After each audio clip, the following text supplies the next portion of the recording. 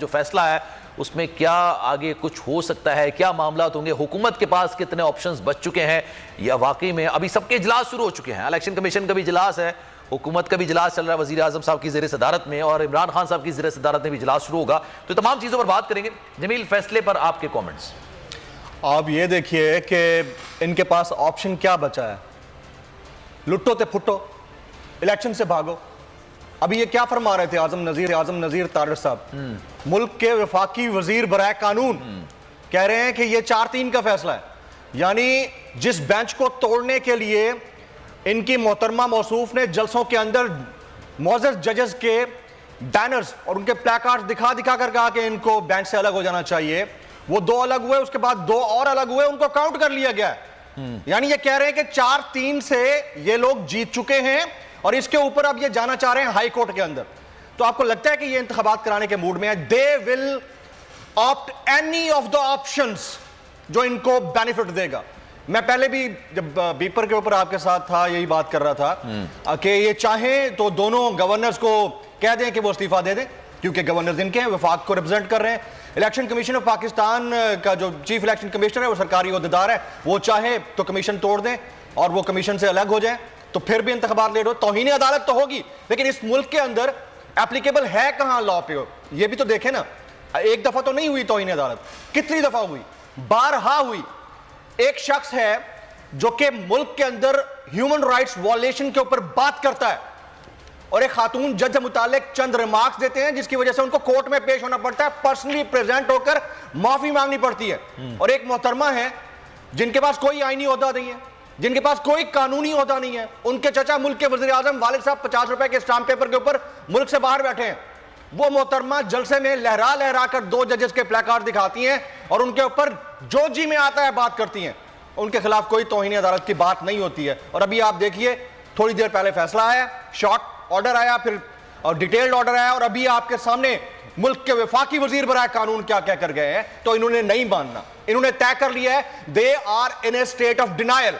और जब कोई शख्स स्टेट ऑफ डिनायल में हो ना, तो उसको आप जितना चाहें, क्योंकि सर फिरे हो चुके हैं, पागल हो चुके हैं, दिमाग खराब हो चुका है, इनको अवाम से कुछ लेना देना नहीं है, सरोकार नहीं है। 67 रुपीज 67 रुपए पेट्रोल की कीमत में इजाफा करके 5 रुपए नीचे करके कहते हैं हमने रिलीफ दे दिया। ये वो लोग हैं, ये कारोबारी लोग हैं, they are business minded people. इनको अपना पैसा बढ़ाना है, इनको अपनी जायदादें बढ़ानी है, इनको आवाम से कोई सरोकार नहीं है। आवाम से सरोकार होता, लोग मर रहे हैं, कट रहे हैं, लोग रोजाना इनको दुहाइयां दे रहे हैं, अपनी तनख्वाहों के बारे में बहुत संजीदा है, आने वाले बजट के हवाले से संजीदा है, रोजाना गैस प्राइसेस बढ़ रही हैं, IMF के साथ आपकी कोई डील नहीं हो पा रही है, लोगों को तो अपनी पड़ी हुई है ना, फिक्र हुई पड़ी है, और आपके मसले ही नहीं हैंडल हो रहे। तो आप चाह रहे हैं कि मुल्क एक कॉन्स्टिट्यूशनल क्राइसिस में रहे, और जब मुल्क आईनी बहरान में रहेगा तो आपके पास और ऑप्शन आ जाएंगे। एक और ऑप्शन भी है सलमान, और वो ऑप्शन है फाइनेंशियल इमरजेंसी का, that is also on cards. अच्छा, वो अभी ज़ेरे गौर है, ये बातचीत चल रही है, that is quite applicable as well. मुझे एक बात बताएं, दुनिया में कहां होता है कि जहां मार्केट परसेप्शन के ऊपर डिसीजंस होते हो, वहां पर मुल्क का वजीर इत्तलात नहीं, वजीर आजम नहीं, मुल्क का वजीर दाखिला नहीं, मुल्क का वजीर दिफा आकर बैठता है। वजीर दिफा जो कभी माउथ नहीं खोलता अपना, वो आकर बैठता है और कहता है कि जी हम डिफॉल्ट हो नहीं रहे, हम डिफॉल्ट हो गए। आप मार्केट परसेप्शन को हिट कर रहे हैं अपनी नेगेटिविटी से, और जब नेगेटिविटी का इतना इंपैक्ट होता है, आपके पास इन्वेस्टर नहीं आना, आपके पास कर्जा उतारने की जो रेशो है उसने गिरना है, आपके पास रेमिटेंसेस नहीं आनी है, लेकिन आप चाह रहे हैं कि ये हो, क्योंकि अगर आप ये ना चाह रहे होते तो अगर ऐसा होता भी तो आप ये ना कहते। ये इररिस्पॉन्सिबिलिटी है, ये हाइट ऑफ इररिस्पॉन्सिबिलिटी है, और उसको आपने ऑप्ट किया हुआ है। तो आपके जो प्लान्स हैं या आपके जो इरादे हैं उनको हम कैसे ना भापे? तो that is very much on the cards and they will do that. अवाम है, अभी भी है, मतलब अभी भी क्लैरिटी नहीं है कि करवाने हैं, very much on the cards, very much on the cards. मतलब इन्होंने इलेक्शंस अभी भी नहीं करवाने, मतलब नहीं कराने। मैं तो आपको काफी सुबह से ये कह रहा था कि इन्होंने रास्ता निकालना है। देखिए, ये इलेक्शन में जाने के लिए इंटरेस्टेड होते तो 100 रास्ते हैं। There are lot many ways once you are interested. If you are not interested there are also lot many ways. यानी अगर आप इंटरेस्टेड हैं तो 1000 रास्ते, नहीं है तो 10,000 रास्ते। अगर आपने मुझे इज्जत देनी है तो 10,000 रास्ते, इज्जत नहीं देनी तो 50,000 रास्ते। तो ये वाला मामला जो है ना, हर तरह से इन्होंने मौजूद अदलिया को 98 में भी इसी तरह से मलाइन किया था, आपको याद होगा 98-99 में किस तरह से जाकर सुप्रीम कोर्ट जी बाकायदा मोसेस जजों के जो है ना उनके बाहर लिखे हुए नाम उनको उतार फेंका था, तख्तियां उतारी थी, वो दौर अब फिर आ गया है। और अब फिर आईएमएफ के साथ डील भी आप उन्हीं नोट्स के ऊपर करने जा रहे हैं।